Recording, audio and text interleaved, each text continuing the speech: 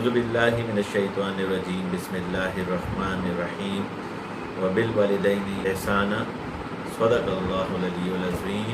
اللہ تعالیٰ اپنے پاک کلام میں فرماتا ہے کہ جو ہے والدین کے ساتھ احسان کا سلوک کرو، اور اسی سورہ بنی اسرائیل کی یہ آیت نمبر 23 ہے۔ اس سے پہلے اللہ تعالیٰ اپنے پاک کلام میں فرماتا ہے کہ اپنے والدین کو اف تک بھی نہ کہو، اور ان کے ساتھ رحمت اور شفقت کے ساتھ پیش آؤ، اور ان سے اللہ کے لیے رحمت کی طلب کرتے رہو۔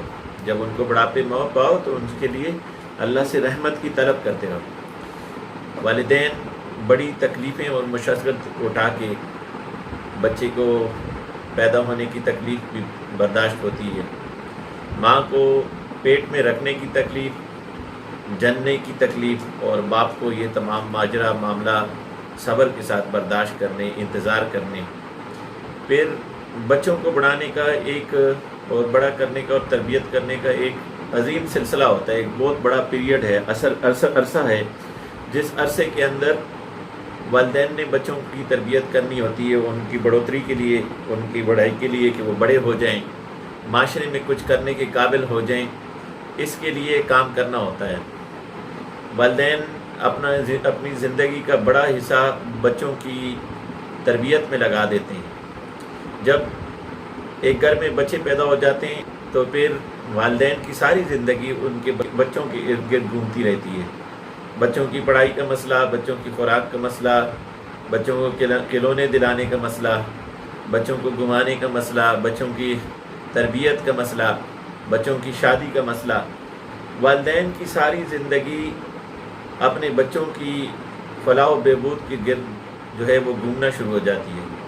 جیسے بچے نیوکلس ہوں اور والدین ان کے گرد گھومنے والے جو ہیں الیکٹرانز ہوں، اور ایک جو ہے کشش سی پیدا ہو جاتی ہے۔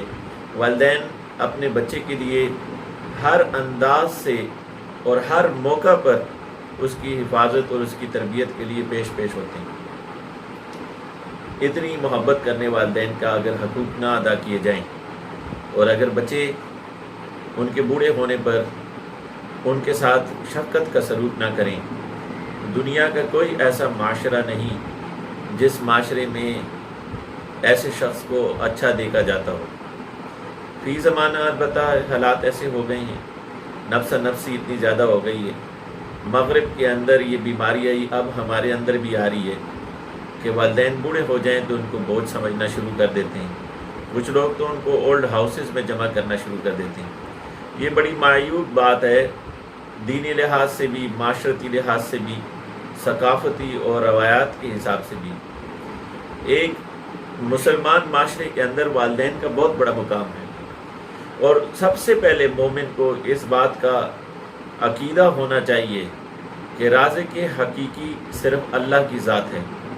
جب بندے کا یہ عقیدہ ہو کہ رازق حقیقی اللہ کی ذات ہے، تو نہ تو وہ بیٹیوں کو بوجھ محسوس کرتا ہے، اور نہ ہی والدین کو بوجھ محسوس کرتا ہے، نہ ہی وہ مہمان کے گھر پر آنے پر اس کے ماتھے پر شکن آ جاتی ہے، اس لیے کہ اس کو پتہ ہے کہ یہ میرے جیب سے، میری ذات سے تو کچھ نہیں لے رہا، جو کچھ یہ کھائے گا یہ اللہ نے اس کے لیے مقرر کر دیا، میرے رزق کے اندر اس کا حصہ تھا، یہ جو کھا رہا ہے یہ میرا نہیں، یہ اس کا تھا جو اللہ نے میرے پاس لکھ دیا تھا۔